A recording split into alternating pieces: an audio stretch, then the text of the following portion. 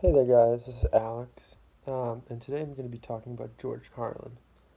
Um, so, as we know, George Carlin was a very skilled comedian who used a very special technique of his rhetoric consisted of more talking with his audience rather than setting up a joke where there's a punchline where you laugh at, and at the end of the day, that's all it is. It's a joke. For him, it was more educating his audience and expanding more of his theories and ideas on kind of what's wrong with a lot of social problems facing today.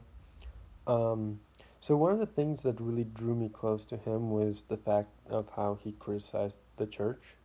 Um, in high school, I realized that I didn't really agree with a lot of their ideas, and I thought that his criticism of it was very important and very good.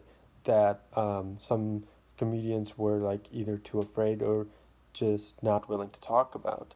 I love the fact of how he was able to expose kind of the hypocrisy and the flaws within organizations and institutions like for instance the Catholic Church and so on and so forth.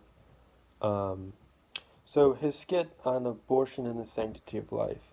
I think it's very important to talk about this skit in particular because of how we are having these draconian laws in the South right now, in states like Arkansas and Georgia at the very least, where women are facing up to 30 to 100 years, which is ridiculous for having an abortion, and sometimes even 15 to 20 years for the participant as well as the doctor who performs the procedure if they do it um, in overstate lines.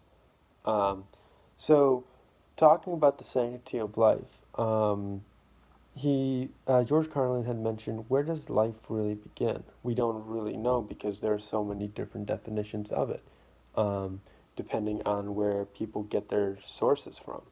Um, some have argued that fertilization is the first step of when life starts, while others say conception.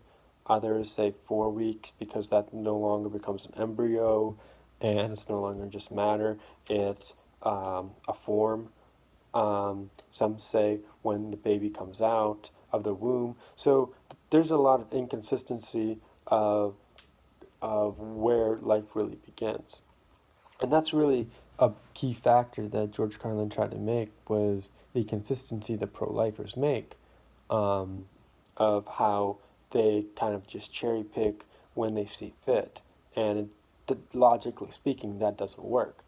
Um, Now, George Carlin didn't brush up on this topic, but I think it's very important to point out. Um, uh, is what I like to recall to them as pro-birthers, people who act all high and mighty and who act like they're all for banning abortion and think that it's the worst thing that anyone can do.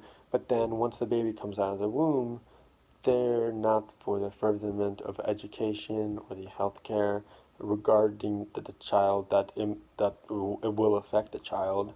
And I think this is very interesting to point out of how these self-interest and these cherry picking, they see it's fit and okay to do that at that point, but regarding other issues and other social problems that we are facing, those don't those are not equal or even remotely at the same level.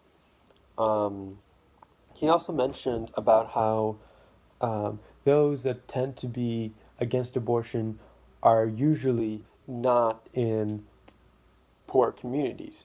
Um, Usually, the main demographic that this really affects the most are poor black communities.